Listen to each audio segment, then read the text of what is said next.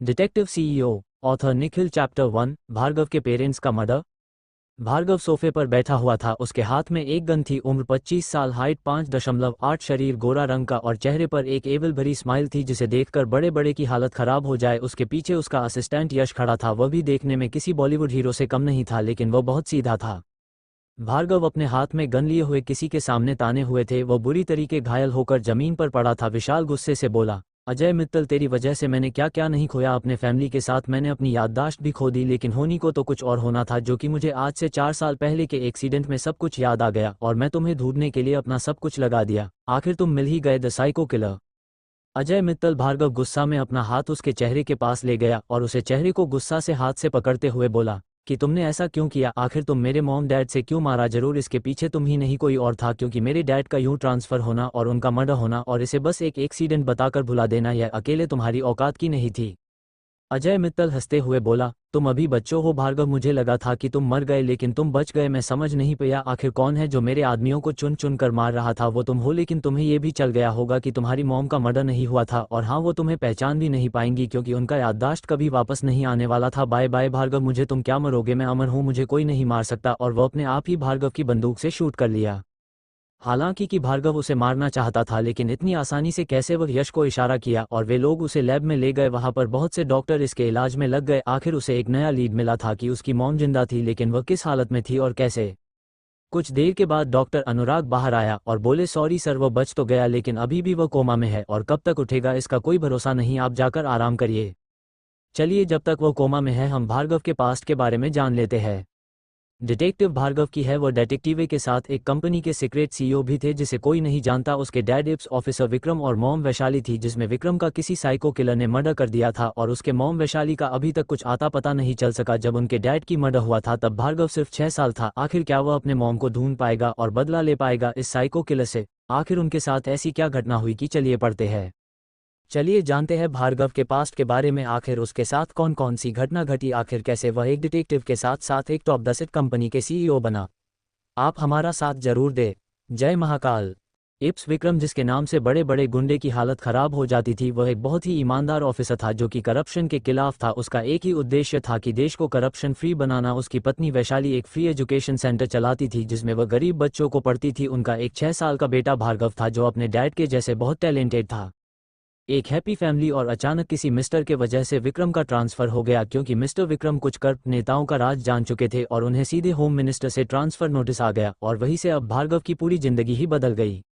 रात को मिस्टर विक्रम घर आए और उन्होंने अगले सुबह नए शहर कुर्नूल से विजयवाड़ा के लिए रवाना हुए। उन्होंने बाई रोड से सफर करने के लिए सोचा और अपने पत्नी वैशाली के साथ निकल गए। हालांकि कि भार्गव रामू काका के बहुत करीब था, तो वह रामू काका के साथ दूसरी कार में आने लगा। रास्ता लंबा होने की वजह से उन्हें रात हो गई।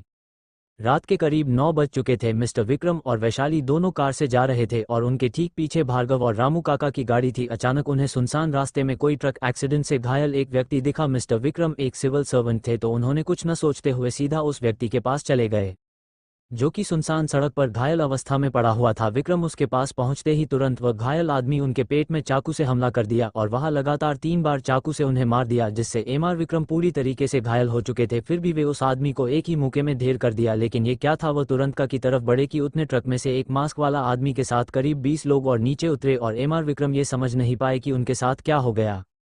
कार तक पहुंचाने से पहले ही वे लोग एमआर विक्रम पर पीछे से हमला कर दिए और यह सब देखकर वैशाली कार से नीचे उतरी और एमआर विक्रम को बचाने लगी। लेकिन अजीब बात यह थी, कोई उनके ऊपर हमला तक नहीं किया। आखिर ऐसा क्यों।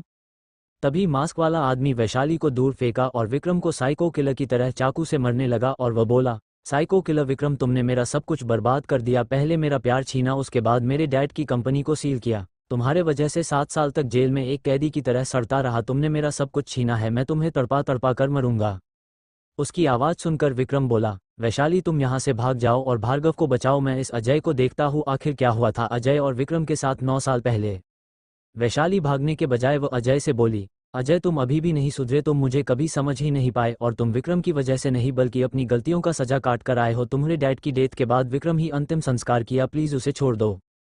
छोड़ दूं? मैं कैसे छोड़ दूं। अगर ये न होता तो मेरी जिंदगी आज नरक न बनती। इसके वजह से मैंने अपने डैड को किया जिसके मैं हद से ज़्यादा प्यार करता था। अजय बोलते हुए विक्रम को फिर से जोर से चाकू से मारता, लेकिन इतने में रामू काका की गाड़ी आ गई। गाड़ी को देखकर वैशाली बोली, काका आप भार्गव को लेकर यहाँ से भाग जाए, लेकिन उससे इतना बोलने से पहले ही कुछ शूटर ड्राइवर को गोली मार दिए। रामू काका तुरंत गाड़ी से उतरकर भार्गव को लेकर भागने लगा। साइको किलर जोर जोर हंसते हुए बोला, वैशाली तुम आज अपने लवर और बेटे दोनों को एक साथ खोने वाली हो, मुझे तो तुझ पर दया आ रही है। वह जोर से बोला, बांध दो इस लड़की को गाड़ी में, इसे भी पता चले कि मैं क्या चीज़ हूँ। विक्रम जमीन पर गिर चुका था, उसके पास अब जरा सी भी एनर्जी नहीं बची है, वह पूरी तरीके से खून से लटपट था। अजय वैशाली के करीब जाकर उसके पास जाकर बोला, वैशाली देख, जिसके लिए तुम सब कुछ छोड़कर चली आई थी, आज वही तुम्हें बचा नहीं पा रहा है। जानती है इसे मरने के लिए मुझे 100 करोड़ का ऑफर मिला है कि वह अपना गन निकाल आकर उसके सिर पर हमला कर दिए और विक्रम वही मार गया। रामू काका और भार्गव जब गोली की आवाज़ सुने तो भार्गव तुरंत अपने डैड की तरफ भागने लगा, लेकिन रामू काका ने उसे लेकर भागने लगे। उन लोगों को पीछे से बहुत से लोग गोलियों से बौछार कर रहे थे और तभी एक गोली आकर रामू के पैर में लग गई और रामू वही गिर गया। भार्गव को वह दूर भागने लगा, लोगों धीरे धीरे उनके करीब आ रहे थे। रामू फिर से खड़ा होकर भार्गव को भागने के लिए कहा कि तभी पीछे से बहुत से गोलियां आने लगी। रामू भार्गव के सामने आकर खड़ा हो गया, भार्गव को जंगल में भागने लगा और पल भर में ही रामू नीचे गिर गया, लेकिन भार्गव भागने में कामयाब हो चुका था। आगे कैसे भार्गव बनेगा डिटेक्टिव? क्या वो अपने डैड के कातिल को ढूंढ पाएगा? आखिर विक्रम और अजय के बीच क्या हुआ था? आगे की कहानी पढ़ते रहिए डिटेक्टिव सीईओ केवल पॉकेट नोवेल पर। गाइस, ये चैप्टर का इंट्रोडक्शन पार्ट है, आप लोग हमारे साथ बने रहे। इसमें भार्गव की एक अच्छी लव स्टोरी के साथ बहुत सारा थ्रिलर मिलेगा, उसे हमेशा किसी न किसी मुसीबत का सामना करना पड़ेगा। CH2 भार्गव की याददाश्त। भार्गव अभी 6 साल का ही था और उसने अपना सब कुछ खो दिया। हालांकि वह उन साइको किलर से बचकर भाग चुका था, लेकिन उसके पास कुछ शेष नहीं रह गया। उसके डैड का मर्डर हो गया था, वह जंगल में अकेले बस भागे जा रहा था। साइको किलर की गैंग अभी भी उसके पीछे पड़ी हुई थी। वह कैसे भी बचते छिपते हुए जंगल को पार कर लिया, लेकिन असली मुसीबत तो अब आने वाली थी। वह साइको किलर से बचकर भाग चुका था। दूसरी तरफ साइको किलर लीडर अजय, वह अपने आदमियों को आते देखकर पूछा, क्या हुआ? तुमने उस लड़के की बॉडी को यहाँ नहीं लेकर आए? सारे परिवार को एक साथ खत्म करना था। उसमें से एक लोग बोला, भाई काम हो गया, उसे गोली लग चुकी थी और वह खाई से नीचे गिर गया, हमें उसकी शरीर नहीं मिली, शायद नदी के साथ बह गई होगी। भार्गव कैसे करके शहर पहुंच चुका था, उसके कपड़े फट चुके थे, वह किसी को भी नहीं जानता था क्योंकि उसके मॉम डैड कभी किसी से उसे मिलाया भी नहीं था। यहाँ तक कि वह अपने ग्रैंडफादर को भी नहीं जानता था, क्योंकि उसे जहाँ तक पता था कि उसके मॉम डैड का लव मैरिज हुआ था और जिसे किसी को भी नहीं पसंद था, तो वह किसी रिलेटिव को नहीं जानता था। उसे तो कुरनूल के बारे में पता था, जहाँ वह बचपन से पाला बड़ा था, लेकिन वह वहाँ पर जा भी नहीं सकता था क्योंकि किसी को उसके बारे कुछ भी पता चलता तो उसके लिए नया मुसीबत बन जाता। दिन भर के थकान के बाद वह एक मंदिर के पास बने विश्राम हॉल में जाकर सो गया। जब उसकी नींद खुली तो वह फुटपाथ पर सोया हुआ था। उसे कुछ समझ में ही नहीं आया, फुटपाथ पर वह अकेला नहीं बल्कि वहां पर और भी बच्चे थे। अभी तक तो वह इतने छोटे बच्चे को किसी अनाथालय या फिर स्कूल में ही देखे थे, लेकिन पहली बार वह फुटपाथ पर लेटा हुई थे। सब उसे समझ में नहीं आया कि आखिर कैसे मैं मंदिर के पास से यहाँ पर कैसे आ गया। शाम हो चुकी थी, तभी एक बड़ा सा आदमी अपने हाथ में एक लाठी लिए हुए वहां पर आया। उसे देखकर वहां पर कुछ बच्चे जो सोए हुए थे वह तुरंत खड़े हो रहे थे, जो नहीं उठ रहा था उसे वह आदमी लाठी से पीटता, जिसके डर से सभी बच्चे उठा गए। भार्गव भी उसे देखकर डर गया। अचानक उसके पास लेते हुए एक बच्चे पर वह जोर से लाठी से मारा और उसके सिर से ब्लड निकलने लगा, जिसे देखकर भार्गव सहम सा गया। तभी उसके पीछे खड़े हुए एक लड़के जो कि थोड़ा बड़ा था, वो बोला, सरकार इसे जाने दीजिए, इसे बहुत तेज बुखार है।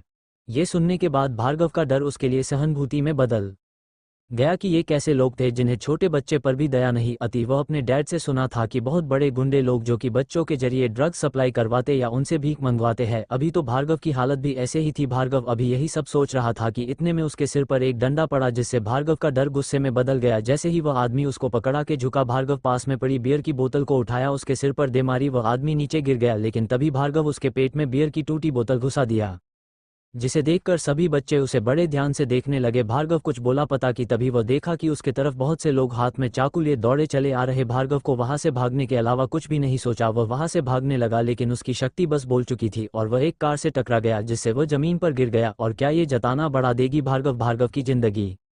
भार्गव बेहोश हो चुका था। उस कार से एक आदमी उतरा जो कि शूट बूट में था। वह तुरंत उस बच्चों को उठाकर हॉस्पिटल में एडमिट कर दिए, उसके सिर पर गहरी चोट लगी हुई थी।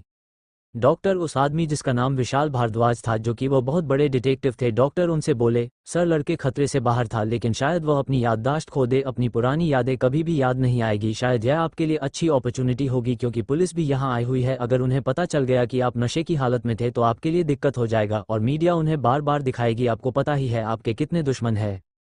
विशाल बोला, सॉरी विकास, आप मेरे दोस्त हो तो ऐसा बोल रहे हो, लेकिन उस बच्चे को सोचो जिसे कुछ याद नहीं होगा, उसे कैसे लगेगा? मैं उसे उसकी फैमिली से कैसे मिलाऊंगी? डॉक्टर विकास बोले, मेरे दोस्त, जब तक उसकी फैमिली नहीं मिलती तब तक तुम ही इसे अपना बेटा मान लो और आपके और भाभी जी के बीच का सारा मसला भी खत्म हो जाएगा ना। विशाल उसकी बात सुनकर बोला, बात तो तुम्हारी बहुत सही है, लेकिन ये कैसे उसकी फैमिली भी उसे ढूंढ रही होगी न। डॉक्टर विकास उसकी बात सुनकर बोले, लेकिन ऐसा मुझे नहीं लगता, क्योंकि इसके बॉडी की रिपोर्ट के अनुसार यह कल रात से दौड़ रहा था, इसके पास जरा सी भी एनर्जी नहीं बची हुई थी और यह शायद कल से कुछ खाया भी नहीं था, और इसके बालों में किसी दूसरे के साथ तीसरे का खून लगा हुआ था, मतलब कल ये तो उसके फैमिली के साथ कुछ गलत हुआ होगा या कोई और बात होगी। विशाल उसकी बात सुनकर बोले, ऐसा हो भी और नहीं भी हो सकता, तो तुम मेरी तरह मत सोचो डॉक्टर जी, यह मेरा काम है। विकास हंसते हुए बोला, मैं तो भाभी जी को ये जरूर बताऊंगा। वो तुरंत फोन लगा दिया। विकास बोला, हेलो भाभी जी, आप माँ बन गई। उधर से रिया बोली, क्यों, क्या हुआ विशाल, प्रेग्नेंट हो गए क्या? रिया की यह बात सुनकर विकास हंसने लगा, उसे अपने ऊपर विश्वास ही नहीं हो रहा था। भाभी जी मजा ले रही थी। वह दोबारा बोला, नहीं भाभी जी, वो हमारे पास एक आइडिया है, बस आप हॉस्पिटल आ जाए।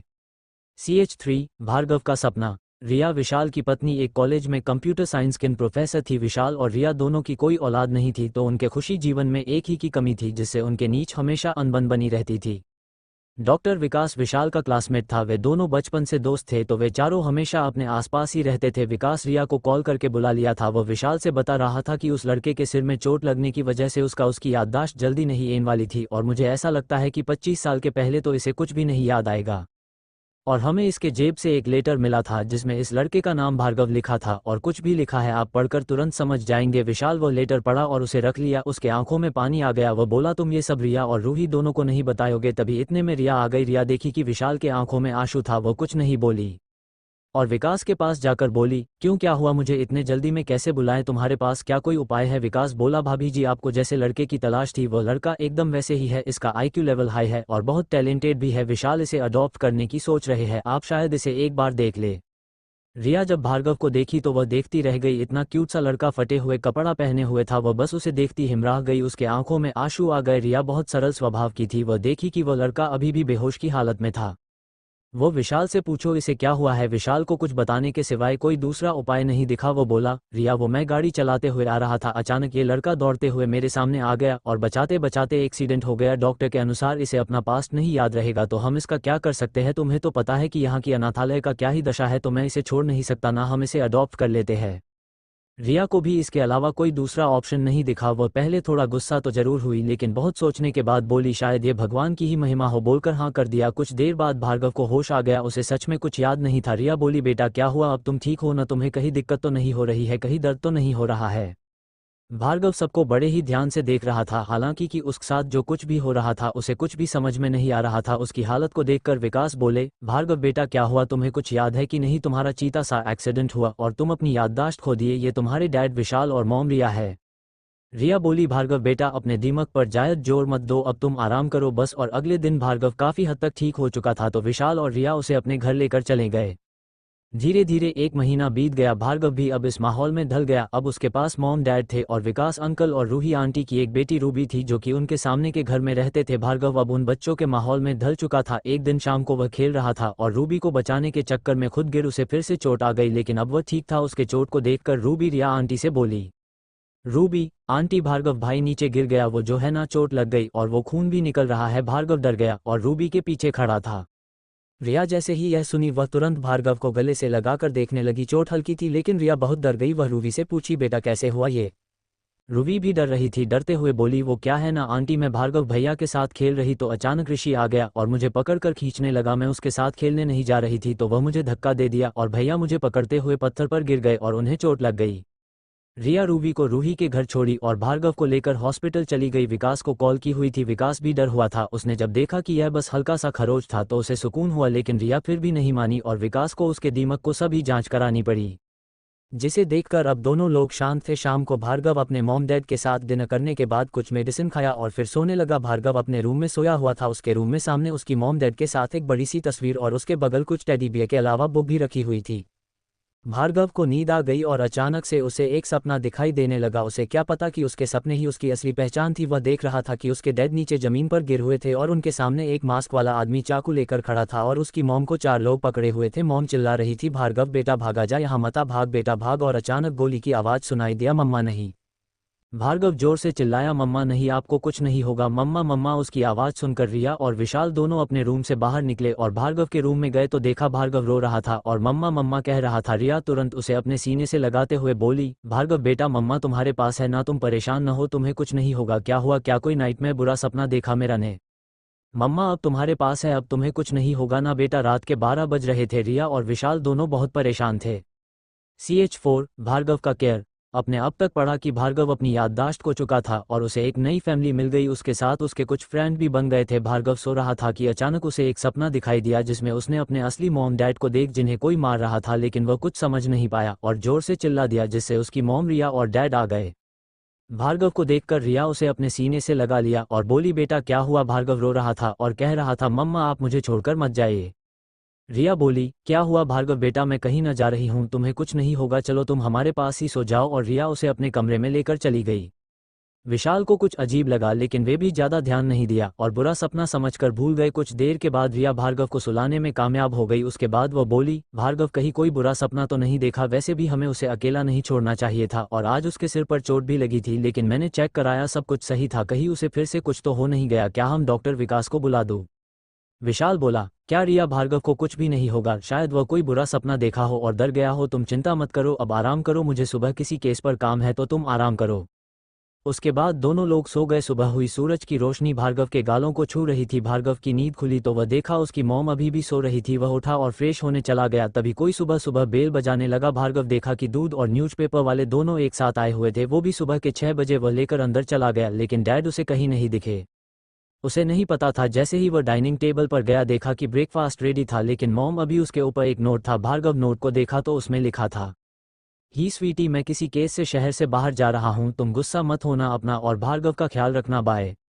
भार्गव रूम में जाकर देखा उसकी मॉम अभी भी सो रही थी। उसने देखा कि मॉम का शरीर काफी गर्म था, शायद उन्हें फीवर हुआ था। वह मॉम को उठाया नहीं बल्कि विकास अंकल को कॉल किया, लेकिन उनका कॉल रिसीव नहीं हुआ। वह रूही आंटी को भी कॉल किया लेकिन किसी ने कॉल नहीं रिसीव किया।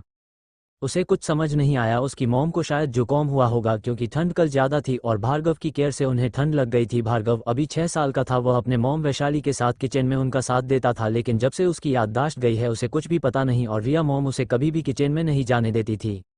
भार्गव यूट्यूब पर काढ़ा की रेसिपी को सर्च किया और काढ़ा बनाने लगा। वह टैप को किचन में रखकर काढ़ा बना रहा था और उधर रूही आंटी कॉल कर रही थी, लेकिन मोबाइल तो वह सोफे पर ही रख दिया था। तो रूही आंटी को डर लगने लगा कि इतनी सुबह को कॉल करके वापस से नहीं उठाया। वह तुरंत अपने घर से सामने के घर में चली आई। डोर लॉक था लेकिन उन्हें पासवर्ड पता था। वह डोर खोलकर घर के अंदर चली आई।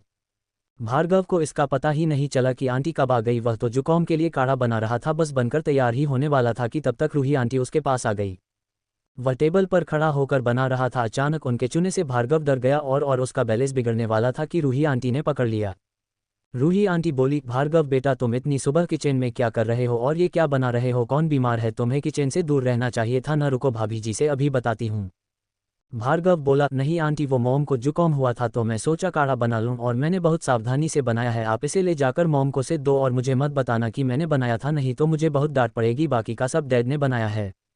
उसके बाद दोनों लोग अंदर चले गए। रिया अभी भी सो रही थी। रूही उनकी टेम्परेचर चेक किया तो उन्हें हल्का बुखार था। वह रिया को उठाए और उन्हें काढ़ा पीने को कहा। उसके बाद रिया काढ़ा पीने लगी। रिया बोली, ये किसने बनाया? तुम्हारे हाथ का तो नहीं लग रहा था, काफ़ी परफेक्ट बना है। भार्गव तुरंत बोला, मॉम इसे आंटी ने ही बनाया है, वो आप बीमार थी तो मैंने आंटी को कॉल किया था। रूही आंटी उससे बोली, तुम जाओ मेडिसिन किट लेकर आयो, मेरे घर चले जाना और रूबी होगी वो तुम्हें दे देगी। भार्गव जाने लगा कि उससे पहले रिया बोली, बेटा तुम कैसे जाओगे? तुम रुको, आंटी लेकर आएगी। रूही बोली, नहीं और वो चला जाएगा, तुम आराम करो। भार्गव चला गया। रिया बोली, रूही तुम भी ना, वह बच्चा है, मुझे हमेशा उसकी फिक्र लगी रहती है ना, और रोड पर गाड़ी भी आती जाती है ना, तो वह कैसे जाएगा? रूही हंसते हुए बोली, क्या भाभी आप बिना फालतू के चिंता कर रही थी, जितना आप समझ रही हो भार्गव उससे ज़्यादा होशियार है, वह ऑनलाइन देखकर तुम्हें लिए काढ़ा बनाया है, डर के मारे वह नहीं बताया। रिया गुस्से में बोली, क्या रूही तुम उसे किचन तक कैसे जाने दिया? उसे कुछ हो जाता तो? रूही बोली, भाभी जी मुझे भी पता है, लेकिन जब वह कॉल किया तो मैं बाथरूम के थी, बाहर आकर देखी तो 5 मिस्ड कॉल थे, मैंने वापस किया तो किसी ने रिसीव नहीं किया और मैं डर गई और यहाँ चली आई, देखा कि वह किचन में टेबल पर खड़ा होकर काढ़ा बना रहा था। मैंने उसे डांटा तो वह मुझसे सॉरी बोलकर मुझे इसे देने के लिए कहा और न बताने के लिए रिश्वत भी दिया उसका चॉकलेट। ये सुनकर रिया जोर से हंसने लगी। आगे 14 साल बाद भार्गव अभी 6 साल का था। वह अपने मॉम के लिए काढ़ा बनाकर उसे रूही आंटी के साथ भेजकर रूही आंटी के घर मेडिसिन बॉक्स लेने चला गया था।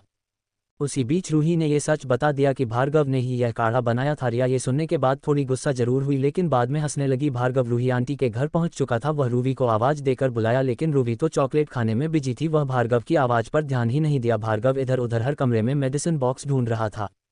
जैसे ही वह रूही आंटी के बेडरूम में गया तो उसके हाथ से एक फ्लावर पॉट टूट गया, जिसकी आवाज़ सुनकर रूही डर गई। वह हाथ में बैट लिए हुए वह अपने रूम से बाहर निकली। वह डर रही थी कि तभी भार्गव की नज़र रूही पर पड़ी, जिसके चेहरे पर चॉकलेट लगा हुआ था। वह उसे देखकर जोर जोर से हंसने लगा। उसकी हंसी को देखकर रूही बोली, रूही, भार्गव भाई आप यहाँ कैसे?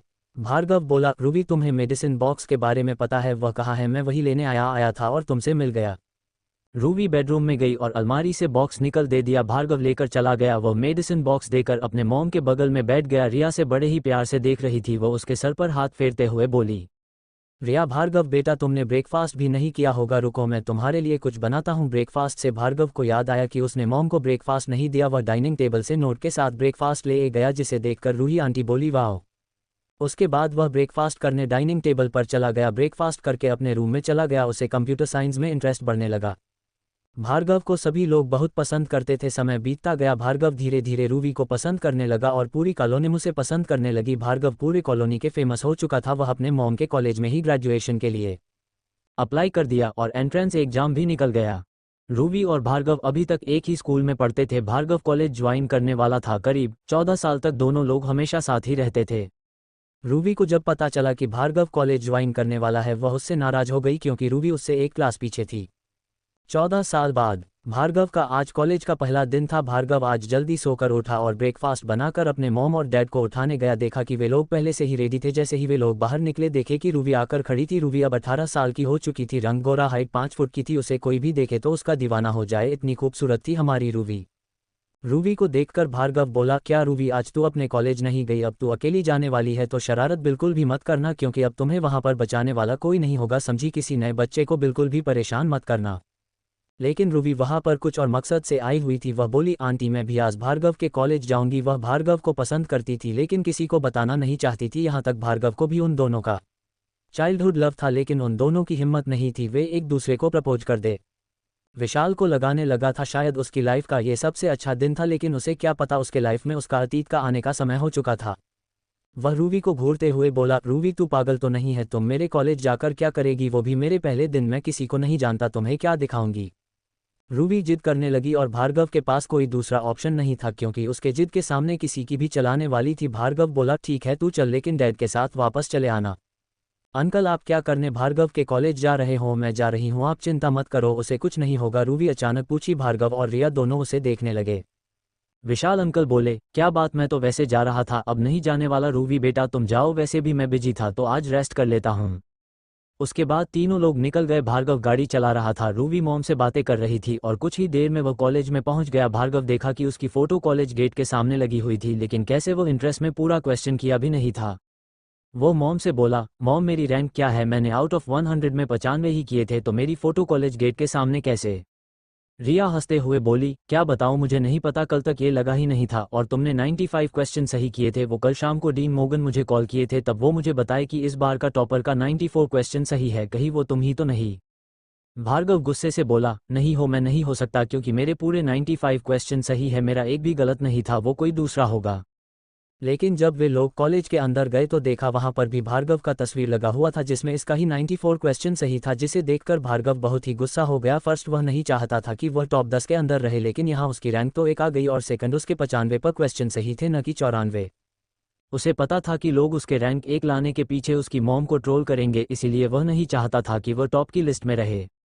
भार्गव अपने मॉम और रूही के साथ डीन के ऑफिस में चला गया। वहां पर डीन के साथ और कॉलेज की प्रिंसिपल और सभी टीचर वहां पर बैठे हुए थे। भार्गव को रिया के साथ देखकर वो लोग हैरान हो गए। आगे आखिर क्या होने वाला था? क्या भार्गव के ऊपर आएगी कोई नई मुसीबत? 6 भार्गव का कॉलेज का पहला दिन। भार्गव जब कॉलेज पहुंचा तो वह देखा उसके पोस्टर कॉलेज के सभी जगह पर लगे हुए थे, जिसे देखकर वह गुस्सा हो गया। उसका नेम अब भार्गव मित्तल हो चुका था। पहले भार्गव रघुवंशी था, तो इससे उसका पास्ट पर शायद ही कोई आसान पड़ता, लेकिन उसे पता था उसका काम अब और भी मुश्किल होने वाला था। वह एक डिटेक्टिव बनाना चाहता था, लेकिन कैसे, क्योंकि उसका सपना दिन ब दिन साफ होता जा रहा था। उसे ये दिखाने लगा था कि उसकी सपने में जो मॉम थी वह कोई और ही थी। वह उनका चेहरा साफ नहीं देख पा रहा था, लेकिन उसे भनक लग गई थी ये उसके असली मॉम डैड नहीं थे। लेकिन वह किसी को ये बताकर नाराज नहीं करना चाहता था, क्योंकि वह अपने मॉम डैड के साथ रहकर हमेशा खुशी रहता था, तो वह ज्यादा ध्यान नहीं देता था। जैसे ही भार्गव रिया और रूबी के साथ प्रिंसिपल के ऑफिस में गया तो सभी लोग वहां पर बैठे हुए थे और कॉलेज के दिन मिस्टर थे। उनकी एक बेटी थी जो कि 3rd स्थान पर आई थी, जिससे वह थोड़े जिसमें थे। लेकिन जैसे सभी ने देखा कि रिया के साथ भार्गव भी आया हुआ था, उन्हें कुछ समझ में ही नहीं आया, क्योंकि रिया कभी भी भार्गव के बारे में कुछ बताया ही नहीं था। उसके बाद रिया जब सबके सामने भार्गव का हाथ पकड़कर बोला कि भार्गव मेरा बेटा है, तो सबके पैरों तले जमीन ही खिसक गई। सभी के चेहरे ऐसे हो गए थे मानो किसी ने उन्हें चमाट जड़ दिए हो। उन्हें अपने आंखों पर विश्वास ही नहीं हो रहा था। भार्गव अभी तक चुप था। कुछ देर सभी टीचर दिन रिया से उनके बेटे के बारे में बातें करने लगे। कुछ देर बाद डीन मोगन बोले, अच्छा ये बात थी कि इस बार तुमने एग्जाम पेपर नहीं बनाया, मुझे कुछ समझ में नहीं आया था, लेकिन अब सब कुछ समझ में आ गया। लेकिन इस बार भी हमारे ही कॉलेज का एग्जाम पेपर में कोई भी गलती नहीं हुई और ये रिकॉर्ड बना रहा। उसके बाद भार्गव अपनी माँ के कान में कहा कि मम्मा एग्जाम पेपर किसने बनाया था आपको पता है क्या? उसकी माँ डीन के तरफ देखते हुए बोली, सर इस बार एग्जाम पेपर किसने बनाया था? शायद पहले से इजी था। डीन रिया की बात सुनकर बोले, मिस्टर गौरव इस बार पेपर को सेट किया थे और मिस्टर राज इसके क्वेश्चन को बनाए थे। भार्गव इतना सुनते ही बोला, सर तब मैं फर्स्ट स्थान पर नहीं हो सकता, शायद कोई हो जो शायद मुझसे ज़्यादा क्वेश्चन किए हो। डीन बोले, ऐसे क्यों? सबसे ज़्यादा क्वेश्चन तुम ही किए थे और एक मेरी बेटी थी जो कि 94 की थी, लेकिन उसके 6 क्वेश्चन गलत थे। ऐसे क्यों? भार्गव कुछ नहीं बोला, क्योंकि भार्गव को पता था वह टीचर को गलत साबित करके अपने ऊपर ही परेशानी खड़ी करता। वैसे भी वह फिर भी टॉप पोजीशन पर रहता। वह कुछ नहीं बोला और रूबी के साथ बाहर चला आया। उसके बाद दोनों लोग पूरे कॉलेज में घूमने लगे। तभी उसने देखा कॉलेज के पीछे कुछ अजीब था। वह एक पेन अपने बैग से निकाला और ध्यान से देखा तो उसे कुछ लाल रंग दिखा। उसके साथ रूबी थी तो वह कुछ ज़्यादा रिएक्ट नहीं की। उसके बाद वे लोग अपने क्लास में पहुंचे तो देखा कि सभी बच्चे आ चुके थे।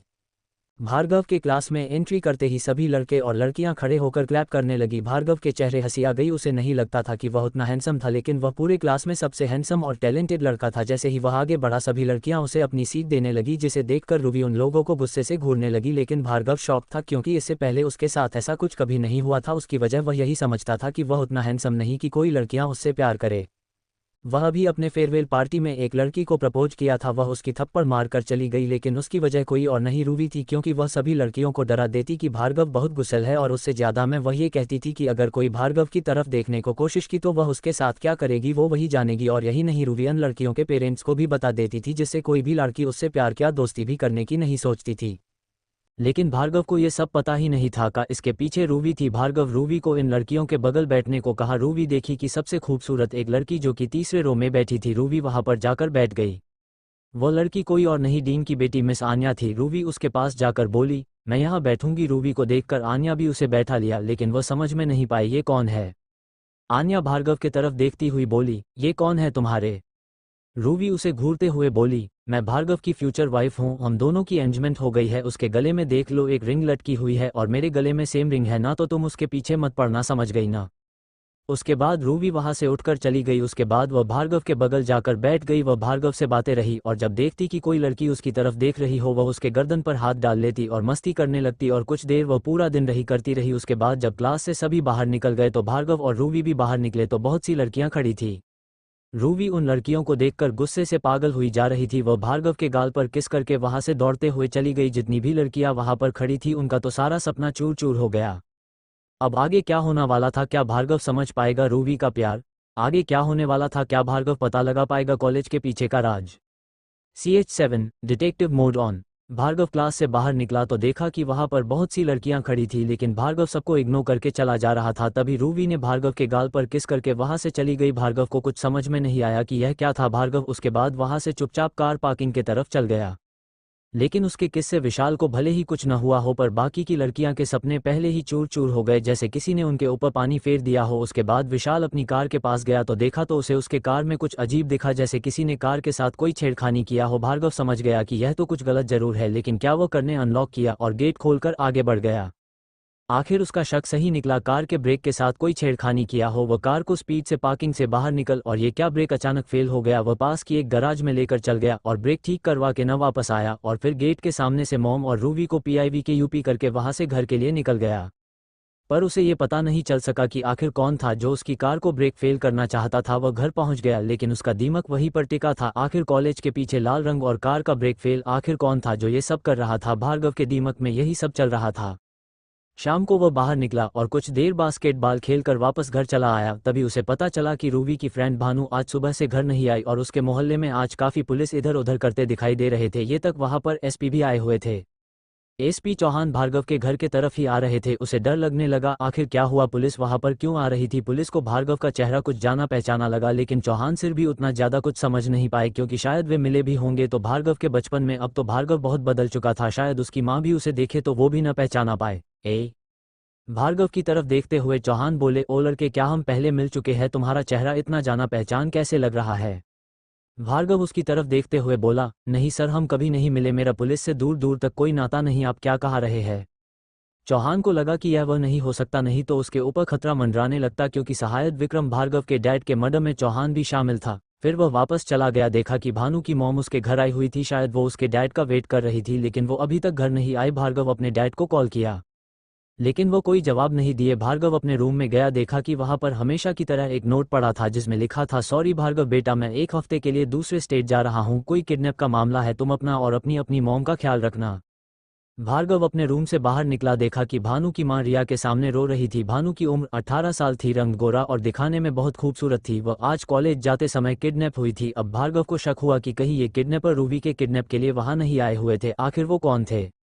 भार्गव उनके आंसू को देखकर यह भी नहीं बता सका कि उसके डैड को आने में एक सप्ताह से ज्यादा भी लग सकता था। वह कुछ नहीं बोले और अपने रूम में चला गया। वहां पर आज की न्यूज उठाकर कुछ पढ़ा लेकिन उसे उसमें कुछ अजीब नहीं दिखा। आखिर क्यों? किसी किडनैपिंग की कोई खबर नहीं आई हुई थी। क्यों? भानु की मां अब अपने घर जा चुकी थी। भार्गव को आज रात का समय था। वह अपने चेहरे पर एक मास्क पहना और एक ऊपर से नीचे तक का ब्लैक ओढ़ी पहना और अपने रूम का दूर अंदर से लॉक किया और वापस भानु के घर चला गया। वह पहुंचकर वह देखा भानु की मां भारती अपने घर पर उदास होकर बैठी हुई थी। भार्गव उनके पास गया और बोला, हेलो मैम, मैं डिटेक्टिव शैडो, डिटेक्टिव विशाल का स्टूडेंट हूँ। आपकी बेटी कैसे किडनैप, क्या आप कुछ इन सब के बारे जानती है? भारती रोते हुई बोली, मैं ज़्यादा नहीं जानती पर हाँ इतना जानती हूँ कि वह आज कॉलेज में नहीं पहुंची। मुझे शाम को पता चला, जब वह नहीं आई तो मैंने कॉलेज कॉल किया, पता चला कि वह आज कॉलेज ही नहीं आई थी। ये सुनकर तो मेरा होश ही उड़ गया। मैंने उसके फ्रेंड को भी कॉल किया, वे लोग भी सेम जवाब दिए। तब मैंने पुलिस को कॉल किया लेकिन उनका कहना है कि वह किसी लड़के के साथ अंतिम बार सकल बस स्टैंड पर दिखी थी, उसके बाद वह कहीं नहीं दिखी। उसके बाद अब भार्गव क्या कर सकता था? वह तुरंत उस बस स्टैंड के पास गया और वह पर लगी कैमरा की रिकॉर्डिंग चेक कर लगा। उसने देखा कि भानु सुबह 9:15 पर किसी लड़के के साथ थी और तो वह बस स्टैंड से बस भी नहीं लिया। दोनों लोग पैदल कॉलेज की तरफ ही गए लेकिन फिर वो कॉलेज भी नहीं पहुंचे। वहां से कॉलेज 2 km के आसपास होगा और उसके बीच न कोई चौराहा और न कोई बस स्टैंड और न ही कोई बड़ी रेस्टोरेंट है।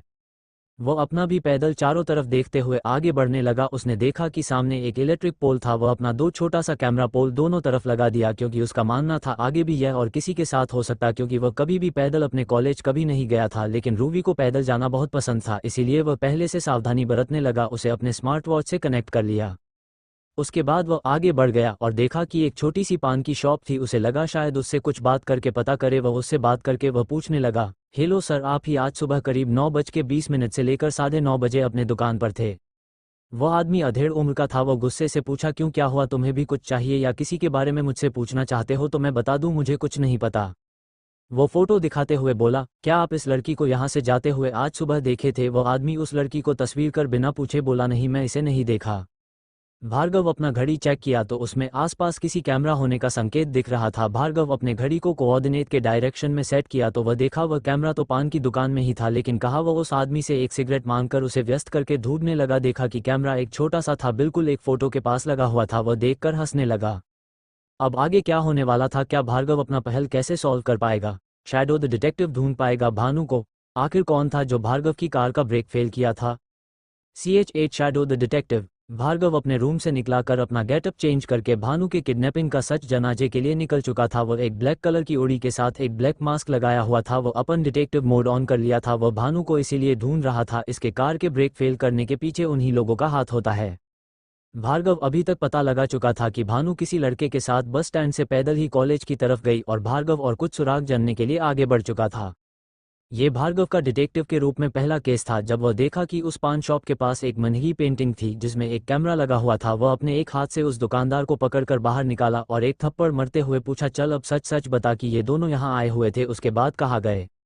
वो आदमी से गुस्से से बोला, मैं नहीं जानता, वे लोग यहाँ पर नहीं आए हुए थे। भार्गव, अबे क्या मैं एक डिटेक्टिव हूँ? शैडो, तू शैडो से बचाना चाहता है? सच बता, फिर ये कैमरा क्यों लगा हुआ है? भार्गव तुरंत अपने हाथ से वह पेंटिंग लिया और उसमें के कैमरा को निकल कर देखने लगा। उसे वह कैमरा काफ़ी महंगा हाई क्वालिटी का दिख रहा था और वह पेंटिंग भी लाखों रुपए की थी, लेकिन इस पान के पास कैसे आई ये आप लोग सोच रहे होंगे न, चलिए इसी से पूछ लेते हैं। कैमरा को देखकर वह आदमी अपने हाथ से गन निकलकर इसके सामने रख दिया। भार्गव को ऐसा कुछ होने की उम्मीद ही नहीं थी, उसे नहीं पता था डिटेक्टिव के साथ ये सब भी लोग करते हैं। वह आदमी गन भार्गव की तरफ पॉइंट किया हुआ था, उसके गुण पकड़ने से वह कोई खिलाड़ी लगता था, जैसे वह हमेशा से ही गन चलता हो। वह आदमी बोला, अब तुम जान गए ही हो बच्चे, तो इसका मजा भी ले लो। वैसे नाम तो बहुत बढ़िया रखे हो शैडो, लेकिन शायद आज ही इसका एंड होने वाला है। भार्गव, अच्छा तो तुम मुझे मारना चाहता हो तो ये बता दो कि तुम हो कौन और इस किडनैपिंग के पीछे किसका हाथ है? ये तुम्हारे अकेले की बस की बात नहीं, जरूर इसके पीछे किसी बड़े गैंग का हाथ होगा। यह मेरा पहला केस है सर, आप मुझे बता दे, उसके बाद ही मुझे मारे, मेरी आत्मा को भी शांति मिलेगी, कम से कम मैं उसके बारे में जान तो गया। वह आदमी भी सोचा, इसे मार वैसे ही रहा हूँ, जानकर ही ये क्या करेगा। वह बोला, उस लड़के के बारे में नहीं जानता, शायद वह यहाँ तक नहीं आया था, मेरे पास तो ये लड़की ही भागती हुई आई थी। मैं पिछले कुछ दिनों से यहाँ पर हूँ, मेरे बॉस के ऑर्डर पर मैं इस दुकानदार से ये दुकान ले लिया और यहाँ आने लगा। ये कैमरा से मेरे बॉस देखते हैं, जो लड़की अच्छी होती है उसे हमारी टीम पकड़ती है और बेच देती है।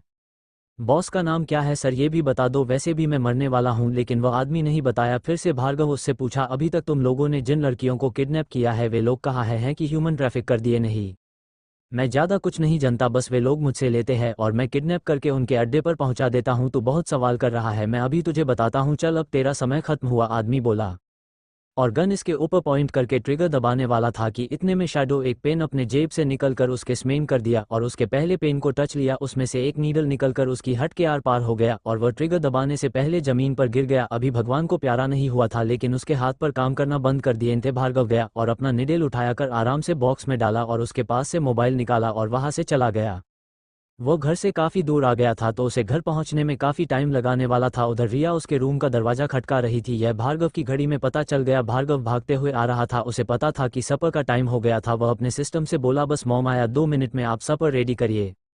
कुछ देर बीत गया, भार्गव दौड़ते हुए आ रहा था, उसके पास कोई पावर तो थी नहीं, बस टैलेंटेड था। वह धीरे से अपने तरफ देखते हुए बोला, शायद मुझे कुछ ऐसा बनाना चाहिए जिससे मैं आसानी से एक जगह से दूसरे जगह जा सकूं। मॉम अब खाना भी निकल चुकी थी, वह दोबारा गई उसे बुलाने, लेकिन वह नहीं था। वह अपना लैपटॉप लेकर आई, कैमरा को स्टार्ट और एक छोटी सी कैमरा विशाल के रूम से लेकर उसे भार्गव के रूम में डालकर अपने लैपटॉप से कनेक्ट करने लगी। अब तो भार्गव आज पहले दिन पकड़ा जाता। भार्गव अब अपने घर पहुंच गया था और दीवार पर चढ़ने लगा। कुछ ही देर में वह खिड़की से अंदर आ गया। उतने में रिया ने कैमरा को कनेक्ट कर लिया और विशाल को देखा कि वह खिड़की के पास खड़ा था। वह जोर से चिल्लाई, खिड़की के पास क्या रहा है तू? कब से मैं तुम्हें बुला रही हो और तुम वहां पर खड़े होकर इधर उधर तकाजकी कर रहा है? भार्गव ज्यादा कुछ नहीं बोला और सीधा अपना सारा सामान अपने बैग में डाला और उसे लॉक किया, फिर दरवाजा खोलकर चला आया। भार्गव जैसे ही बाहर निकला उसकी माँ बोली, क्या कर रहा था तू इतनी देर से? मैं डर गई, तुम्हें पता भी है, चल अब भोजन कर ले। उसके बाद दोनों लोग बैठकर भोजन किए और भार्गव अपनी माँ के साथ रोजाना की तरह एक ड्रामा देखता था जो कि 11 बजे आता था। दोनों लोग ड्रामा देखते हुए बात करते रहे और फिर वह अपनी बोला, मम्मा अब आपको सो जाना चाहिए, चलिए। उसके बाद भार्गव मॉम को उनके रूम में सुलाकर अपने रूम में चला गया, डोर लॉक किया और अपना बैग खोला। उसमें से वो उस कैमरा और मोबाइल को निकाल कर चेक करने लगा। कैमरा में उसने जो देखा उसके आंखें फटी फटी रह गई। आखिर भार्गव ने ऐसा क्या देखा लिया जिस वह सोच में पड़ गया? क्या भार्गव भानु को ढूंढने में सक्षम हो पाएगा? कैसे ढूंढेगा शैडो भानु को आगे? CH9 शैडो को मिला मेन लीड का सुराग। भार्गव अपनी मॉम को उनके रूम में सुलाकर अपने रूम में वापस आ गया था। वह अपना सीक्रेट बैग निकाला और उसे खोलकर उसमें से वह कैमरा और उस आदमी की मोबाइल निकाल चुका था। वह अपन लैपटॉप निकला और इस कैमरा को हैक करके उसे अपने लैपटॉप से कनेक्ट करने लगा। कुछ देर के मेहनत के बाद भार्गव उस कैमरे को कनेक्ट करने में सफल हो गया। जैसे ही वह उस कैमरा को चेक करना शुरू किया, उसने देखा कि यह बस 1 महीने पहले ही इंस्टॉल हुआ है और यह 1 महीने में भार्गव को लगा, आज सुबह की ही तस्वीर को देखता हूं, शायद कुछ पता चल जाए। और वह आज का ही वीडियो क्लिप को चेक करने लगा और कुछ ही समय में वह देखा कि वह लड़का और भानु दोनों लोग उस दुकान पर आए थे, जिसके बाद दोनों ने सिगरेट पिया और वहां से जाने लगे। तभी वहां पर एक वैन आकर रुकी और भानु और वह लड़का अचानक बेहोश हो गए और उन्हें गाड़ी में रखकर लेकर चले गए। भार्गव को कुछ अजीब लगा क्योंकि वह इस गाड़ी को और कहीं देखा था। आखिर कहाँ? वह अपने दिमाग पर जोर दिया और उसे पता चला कि वह बस स्टैंड के पास देखा, जो 2 बार इधर उधर किया था। मतलब यह वैन भानु को किडनैप करके बस स्टैंड की तरफ ही आए थे। उसे कहा इतनी रात को जाना शायद ठीक नहीं। वह उस गाड़ी का नंबर को नोट किया और वह 1 महीने के वीडियो को चेक करने लगा।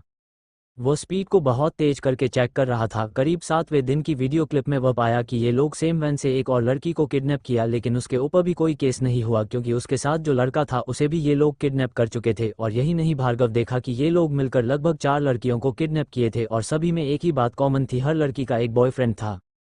जितनी भी लड़कियां किडनैप हुई थी हर लड़कियां का लव रिलेशन था और लड़कियों के साथ लड़के भी किडनैप हुए थे। लेकिन ये कैसे हो सकता था? यहाँ को पुलिस इतनी लापरवाह कैसे हो सकती थी? वे लोग इनके गैंग को नहीं पकड़ पा रहे थे, आखिर कैसे? जरूर ये लोग भी शामिल होंगे, नहीं तो वे लोग सेम तरीका अपना कर ये सब करते रहे और किसी को पता भी नहीं चला।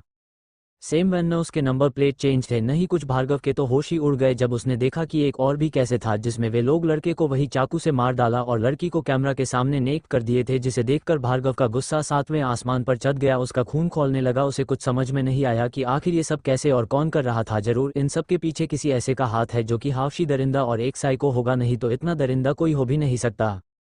भार्गव को अब यकीन हो गया कि उसे जल्दी जल्द से उन लोगों को ढूंढकर इन लड़कियों को बचाना होगा, नहीं तो उनके साथ क्या क्या हो सकता था। वह तुरंत सभी के फोटो से उनको ढूंढना शुरू किया और उसने ये देखा कि उनमें से 2 लड़कियां अनाथ हॉस्टल से बिलोंग करती थी और उनमें से एक काफ़ी गरीब फैमिली से थी।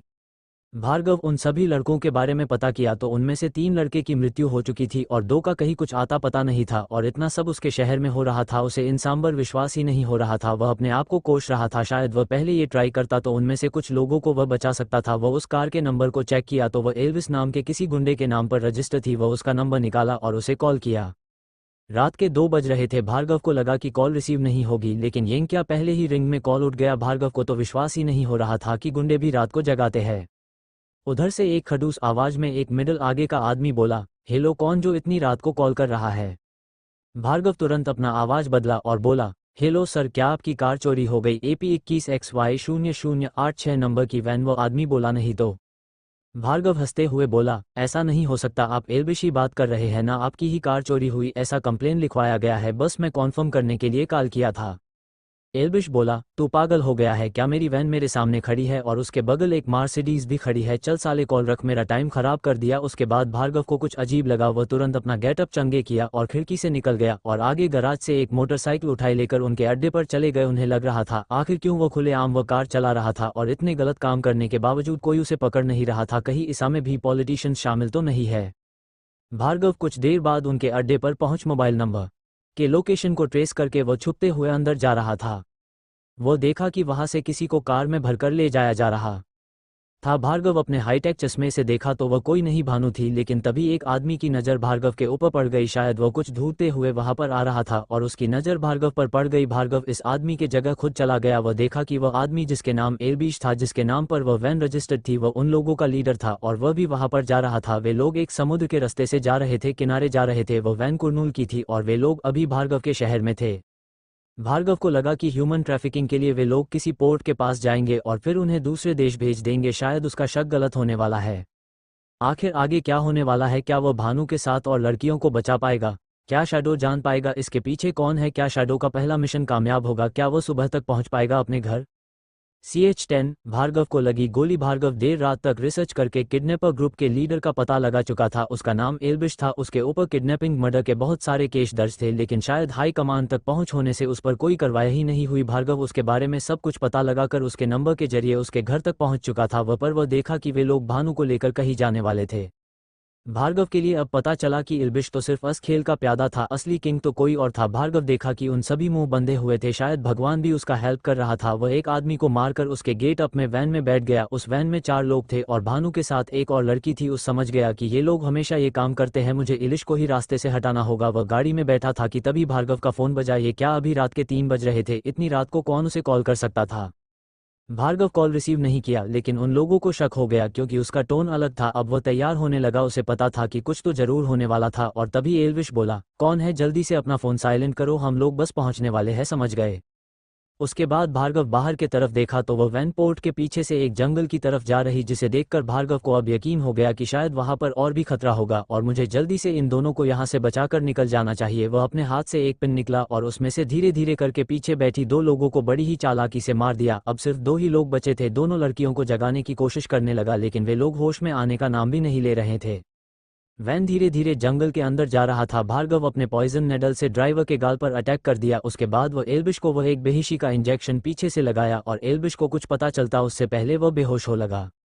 उसके बाद भार्गव ने इधर उधर देखा, वैन को खुद ड्राइव करने लगा और वह वैन को रिवर्स करके वापस आने लगा। तभी उसे रास्ते में एक महंगी कार दिखी जिसे देखकर भार्गव डरने लगा और उस कार से एक आदमी निकला जिसके हाथ में सूटकेस था। भार्गव कुछ समझा नहीं, उसकी हालत डर से खराब थी। वह आदमी धीरे धीरे उसके तरफ बढ़ रहा था। भार्गव की हालत खराब हो रही थी, उसे कुछ समझ में नहीं आ रहा था। उसे लगा कि शायद उस जंगल में कोई गेस्ट हाउस या फिर खुफिया अंडरग्राउंड कुछ होगा जिसमें वे लोग लड़कियों को रखते होंगे। लेकिन ये क्या गिर, यह आदमी यहाँ क्या करने आ रहा था? भार्गव अपने सिर पर हाथ रख के बोल रहा था, भार्गव जल्दी कुछ सोच, नहीं तो तेरा सारा प्लान खराब हो जाएगा। जल्दी सोच भार्गव, तू इतनी जल्दी हार नहीं मान सकता।